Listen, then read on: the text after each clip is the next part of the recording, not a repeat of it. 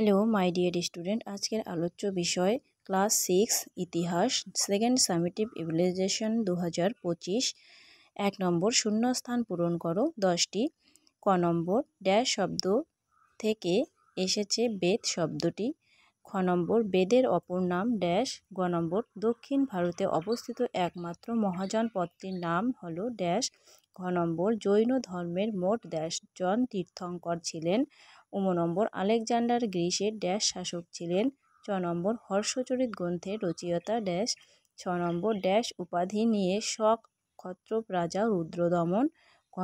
জ নম্বর মেগাস্থানেসের রচিত একটি বিখ্যাত গ্রন্থ ড্যাশ। ছ নম্বর ড্যাশ অব্দ নাগাদ রাজা হন পুষ্যমিত্র শুঙ্গ। নম্বর আর্য সত্য ড্যাশ ধর্মের অংশ। ট নম্বর আলেকজান্ডারের প্রিয় ঘোড়ার নাম ড্যাশ। দ্বিতীয় বলেছে ক স্তম্ভের সঙ্গে খ স্তম্ভর মিল করো। ক স্তম্ভর দিকে দেওয়া আছে ঋগ্বেদ, সামবেদ, যজুর্বেদ ও অথর্ববেদ। খ স্তম্ভে দেওয়া আছে সুর করে গান গাওয়া, জাদু মন্ত্রের সংকলন, আচার অনুষ্ঠানের জন্য প্রয়োজনীয় মন্ত্র সংকলন, প্রাচীনতম বেদ। এটা ভালো করে মিল করবে। 3 দাগে বলেছে বেমানান শব্দটি খুঁজে লেখো। ক নম্বর ঋগ্বেদ, মহাকাব্য, সামবেদ, অথর্ববেদ, এখানে বেমানানটাকে বের করবে।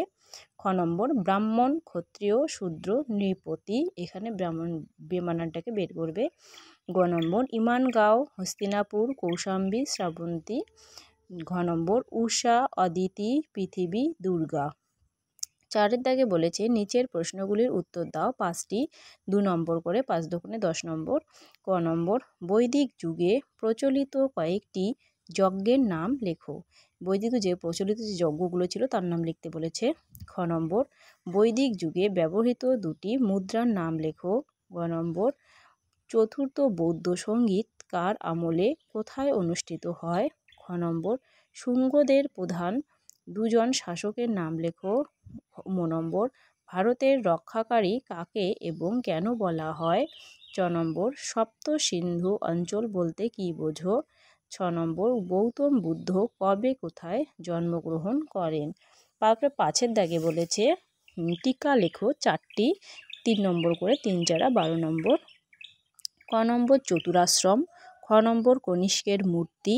গ নম্বর কলিঙ্গরাজ খারবেলের হাতিগুম্ফ শিলা। খ নম্বর ত্রিরত্ন।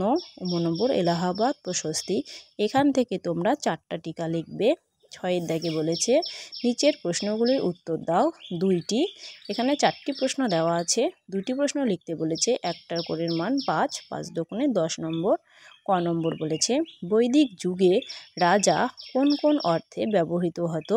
খ নম্বর গৌতম বুদ্ধ বজ্জীদের উন্নতির যে 7টি নিয়মের কথা বলেছেন সেগুলি লেখো। ক নম্বর কুষাণ সম্রাট কনিষ্কের কৃতিত্ব আলোচনা করো। খ নম্বর দিগম্বর ও শ্বেতাম্বর সম্পর্কে লেখো। তোমাদের ভিডিওটা ভালো লাগলে লাইক, কমেন্ট, শেয়ার করবে। সবাইকে ভিডিওটা দেখার জন্য অনেক অনেক ধন্যবাদ।